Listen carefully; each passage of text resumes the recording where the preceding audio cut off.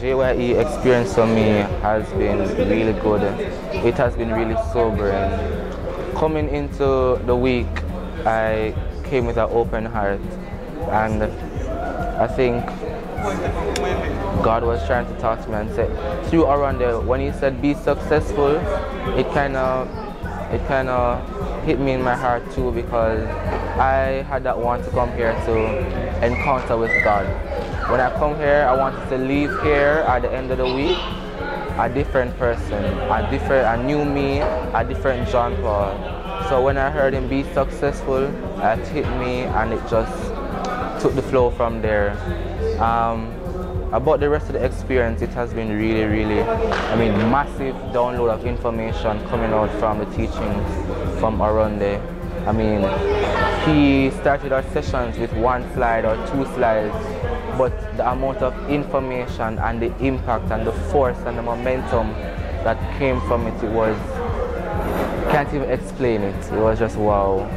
And for me right now, it's to continue to muse upon those things that impacted me, because in my book I wrote down what I need to go work on, what I need to look back on. Some scriptures are marked in my book, so I really enjoyed the experience, both spiritually and then in the natural, getting to know my KCN family, because usually we're not so, attached and, without in much communication, but I really enjoyed having the rest of my community here, a part of Congress.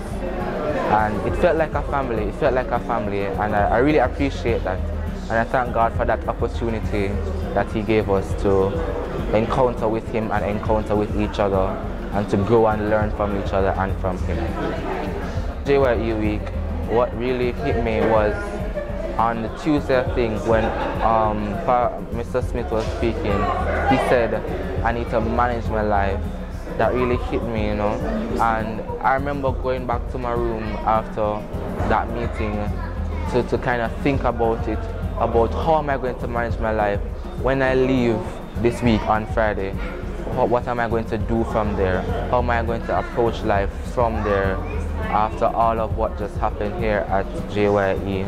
And I prayed, and I remember saying, God, just show me, how am I going to do this? Just guide me and tell me, how am I going to manage my life? Because I know that my strength is from Him as a shepherd, and as a sheep, and He's my shepherd. So I kind of asked Him, how am I going to manage my life from here on? And I remember the next day, Mr. Smith came in, and he gave us detail by detail, literally detail by detail, sentence by sentence, exactly what we need to do to manage my life. And the first thing he said, I remember the first thing he said, that I need to deal with the issues of my heart, and that we need to look at our friendships, our passions, those natural things that we need to learn how to manage.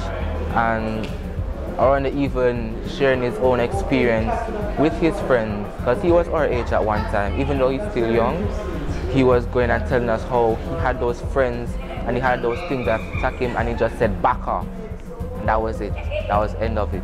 And those decisions that he made turned him into what he is now. That really amazing person that is able to impact people in such a little time and a little space. And so that really showed me that, hey Johnpaul, manage your life.